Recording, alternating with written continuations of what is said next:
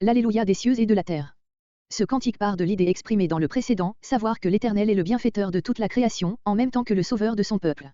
Mais il fait un pas de plus, il invite l'univers entier, le ciel et la terre, à louer l'Éternel.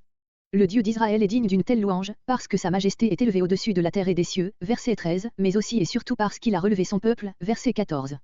Comparez Ésaïe 44.23, Ésaïe 49.13, etc. Israël devient ainsi, comme le dit Delitzsch, le chef et le directeur du chœur grandiose qui célèbre la gloire de l'Éternel. Une idée analogue sera exprimée plus tard avec des développements plus profonds par Paul, lorsqu'il parlera du lien intime qui associe le sort de la création tout entière à celui des rachetés et montrera toutes les créatures attendant la manifestation des fils de Dieu, Romains 8.18-23. Ce psaume appartient sans doute à la même époque que le psaume 147, celle où Jérusalem fut relevée de ses ruines.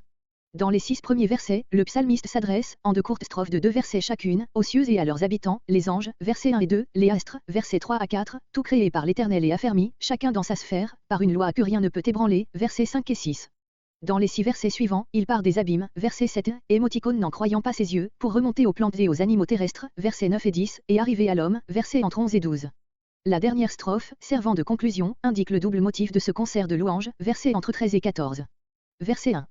Verset 1 Ainsi les cieux, les anges, les astres. Verset 2. Toutes ces armées, à la fois les anges, qui viennent d'être nommés et les astres, qui vont l'être, chacun de ces êtres, animés et inanimés, a son rang et sa fonction dans l'univers et obéit dans une discipline infaillible aux ordres divins. De là sans doute le nom d'armée, Deutéronome 4.19, Psaume 33.6, etc. Verset 4. Cieux des cieux, les sphères supérieures à tout ce que le regard de l'homme peut atteindre, Deutéronome 10.14. Ô qui êtes au-dessus des cieux, celle d'où procèdent les nuages, Genèse 1.7, Psaume 104.3. Verset 6. À toujours, en ce sens que le rôle qu'il leur a assigné et la manière en laquelle ils le remplissent ne peuvent être changés ni détruits, sinon par la volonté même du Créateur. Le mot de loi divine, appliqué ici aux forces de la création, montre combien est fausse la manière de voir d'après laquelle les Hébreux n'auraient eu aucune idée de la stabilité de l'ordre de la création.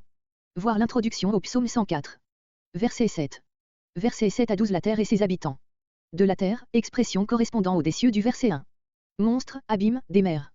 Le psalmiste évoque en premier lieu ce qu'il y a de plus désordonné dans la création terrestre, les forces indomptées, qui pourtant exécutent la parole du Créateur, insensiblement il remonte jusqu'à l'homme, qui forme le lien entre la terre et le ciel. Verset 9. Tous les cèdres, les grands arbres des forêts, en opposition aux arbres fruitiers. Reptiles, oiseaux, ceux qui offrent les plus grands contrastes, les uns comme les autres ont leur place dans ce concert de louanges. Verset 12. Je nomme, non seulement les nations, en la personne de leur chef, roi, juge, verset 11, mais les individus, sans aucune exception, quel que soit leur sexe et leur âge. Verset 13. Verset entre 13 et 14. Le double motif de cette louange universelle, Dieu seul est grand et il est le sauveur de son peuple. Au-dessus de la terre et des cieux, parole qui résume les 2 parties du psaume. Verset 14.